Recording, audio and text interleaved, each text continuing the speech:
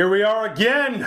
Patrick, Cory, Baseball Mapper boys. It's another installment of 5 questions. I think every week we get better and better. I think mainly my responses to your bullshit that you hit me with early on, and but mainly your questions have been great. I've been pleasantly surprised at your memory, which is always nice. You haven't lost it all completely yet. Yeah.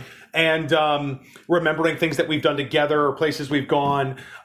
You never forget to take a shot or two along the way, so I always expect that. Again, if you're just catching us for the first time, if you haven't seen our videos on Facebook, on YouTube, it's 5 questions. I've got 30 seconds, kind of. Sometimes that changes. Right. Sometimes you're a little more flexible and kind and caring. Right. It is flexible, but let's get to work. Let's get to number 1. Question number 1. Let's see what we got this week. Let's go. All right. When the Cubs traded Darvish, he found out via social media. Oh, that was heartbreaking. I was disappointed. Right? Yeah. So you sent out the tweet, whatever. It is kind of disappointing. Do you think teams should have an obligation to communicate to players beforehand, or in this day and age, does information just move so fast that there's kind of no way around it? Good question. Wait. That's a good question, because I don't think that's the first time. I think he's probably one of the more high-profile players. Reading his tweet, I think it was also, I had to translate it too. Exactly. Right? And so, Darvish, I know you follow on Twitter. I think we follow him as well through Baseball Mapper. He's just, he just seems like a good, genuine guy who didn't deserve to be dogged like that. Was he second in the NL Cy Young last year? Right.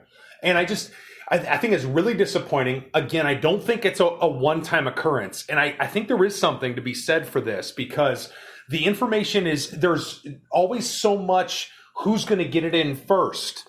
And I know this just recently came up with the trade of Michael Brantley to the Blue Jays that never happened, and instead he re-signed with the Astros. Everyone wants to be first. Not everybody wants to be right. And so what's bound to happen is that information's bound to get out before players even get it. And I think it's shitty. I think it's completely unprofessional. And what's the excuse? It's a business? Well, that's bad business, man. Yeah, it does suck. But, like you said, I don't think there's a way around it, really, sometimes. There's a chance his agent knew and maybe it didn't get communicated. Couldn't get a hold of him, or whatever. I want to assume happened. Right. That the Cubs just didn't do somebody that dirty. Right. I don't believe it. Anyway, number 2. Go ahead. Number 2. It seems like every other minor league game I've been to has freaking fireworks, right? Mm-hmm. It's pretty much not a draw for me anymore. I'm over fireworks. It's not what gets me to a game, right? Right. What is something that is a promotion or a giveaway that gets you to go to a game that you might not otherwise go to? Okay. So I do, what's funny? I do feel like I have the opportunity for a lot of fireworks games, and I don't always do it with my Sox package or just different games. Sometimes we're just picking random days. If we're traveling somewhere and we stop somewhere along the way, I don't always catch it. So I don't feel the same way. I do. There's something nostalgic about being in the ballpark for fireworks, and I do think a lot of people enjoy it. Oh, yeah. Part of it's because we go to a lot of games. I used to be crazy about bobbleheads. I used to collect a lot of them. I don't as much anymore. That's not even. I guess I have a lot, but that used to be a major draw. Some I have to get there early for. Got to get the TA if it's in April. I'm going to stand out in the cold with my Bernie Sanders mittens on. I'll do it. But I will say that certain things like if there is an opportunity to play catch on the field, I know the Beloit Snappers have done that. I know a lot of teams do it on Sundays and stuff like that. Playing catch with your kids on the field. That's huge. That's what I want to do now. I feel like that's a lot more important than a bobblehead. As cool as they are, I'd rather do that. Yeah, Father's Day at the King County Cougars. I played catch with my son when he was like 4, 5, 6, right in that age range. Huge memories from that. Great answer. And that's the thing, like, that anything like that, kids running the bases is cool. Again, that's not with us, but I know the Snappers do it. I know a lot of other teams do it too, where they make Family Sunday, that kind of thing. And that way, if you get a chance to do something like that, that's special. All right. Question number 3. Number 3. I saw a post by Jesse Cole, owner of the Savannah Bananas. I'm familiar with him. I've heard of him. So that since regularly posting on TikTok, that they've got about 350,000 followers now. 350,000. 350,000. I know my kids follow. I think your kids follow. I know a lot of kids who follow. Right, that. exactly. It's for the kids.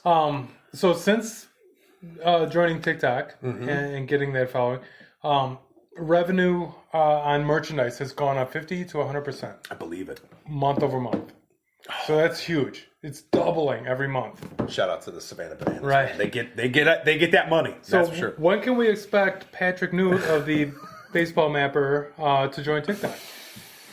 I've been asked by a lot of people that question. I don't know. I'm not the only one. I know everybody is asking, and it's like, I guess if there's a demand for it, I'll do it. I've been hearing too that I always used to associate TikTok with dances, but my kids watch other things on there. I don't watch TikTok. I'm not as familiar. It makes me feel like a grandpa because I'm totally like, that'll never stick around. And here's Jesse Cole saying. What is it with the followers? Because the Savannah Bananas probably got, 50,000 followers on Twitter? Yeah. And 350 on TikTok? I don't understand the volume, I really do believe it's a younger audience. I think, again, one of the things that the Bananas get credit for is they aren't just going for a traditional fan. They aren't just going for people like you and I or some of you who want to just travel around the world and catch all the different ballparks. They have something unique there. It's a carnival at a baseball ballpark, and but it makes it special and enjoyable in a way, but it also opens up your audience, and so you can hit them. The question was, when are we going to do it? I'll probably not when we are going to do it. When you are going to do it. You were going to do the dance with me. We might be pressured into that soon. You have to stay tuned for that. Yeah, talk about this awesome beer we're drinking. Right. Let's take a minute and talk about today's beer of the day. Is got a special place in my heart, man. Nightshade and Dark's Pandemonium Brewing Company in Waukegan, Illinois.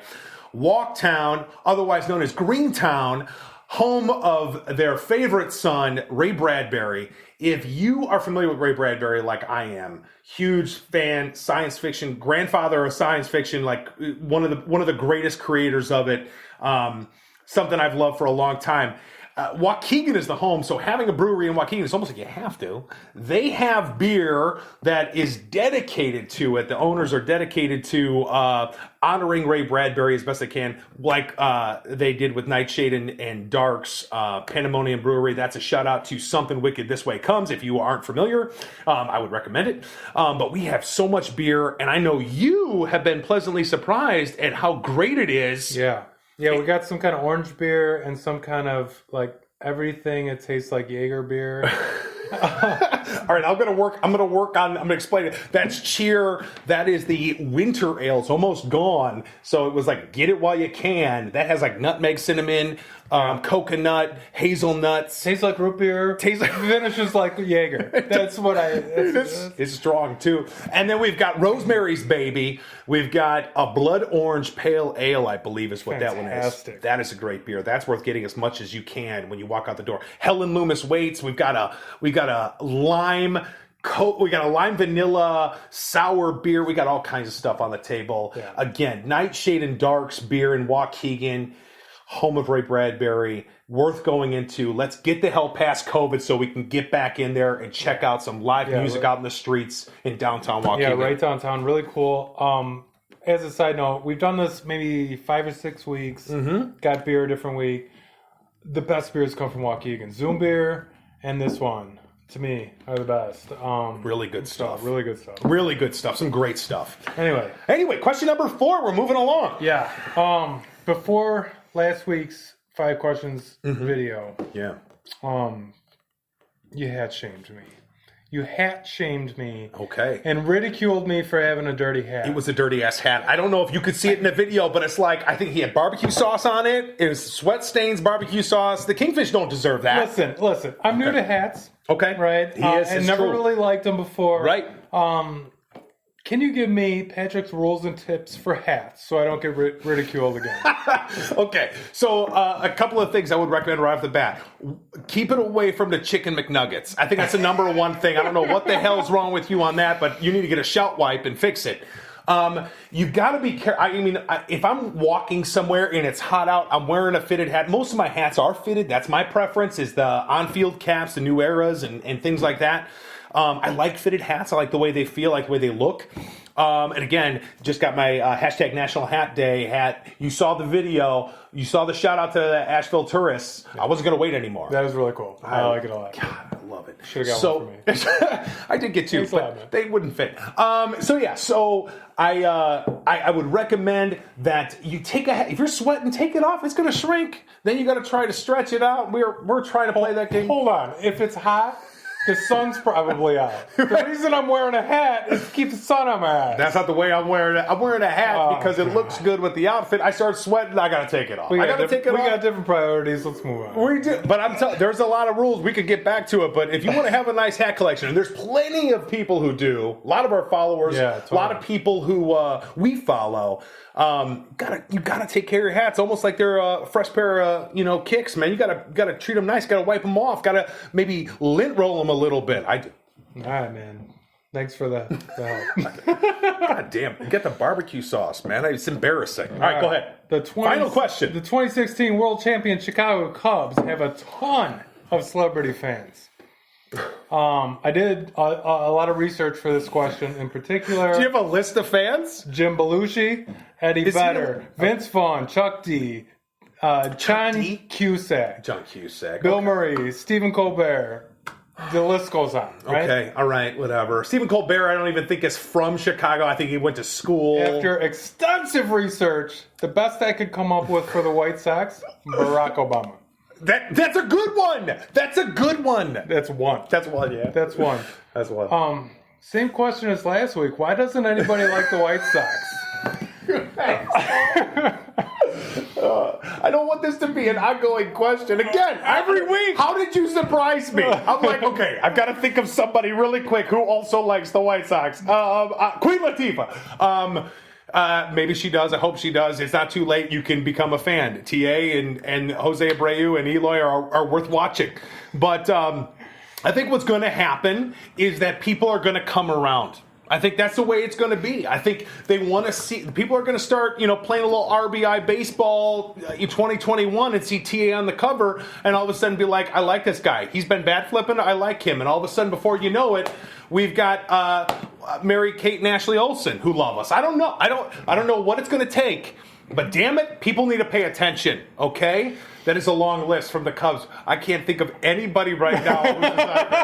Thank you, Barack. Thank you, Barack, for still repping the South Side, because I don't know if anybody else does. That is a big but it's a big bro. If you watch the inauguration, you see him walking around out there. He is like the celebrity in the room. People are looking for. Lady Gaga is looking for. I think because Lady Gaga was talking to him, I'm going to consider her a Sox fan. So we're going to take I'm going to take whatever I can get at this point. I'm going to take Michelle Obama too. We're going to start small. We're going to work big. That's what happens when you win the World Series in 2021. All right. So here's the deal. It's almost guaranteed the last question for next week is why doesn't anybody like the White Sox? So come up with a better fucking answer for why doesn't anybody like the White Sox. I got to be more prepared. Okay, fair enough. Fair enough. I'll be more prepared next week. Next week. That probably won't be the question, but I'm just saying. Next week I'll be better. You'll be probably a Jag, but we'll do the best we can.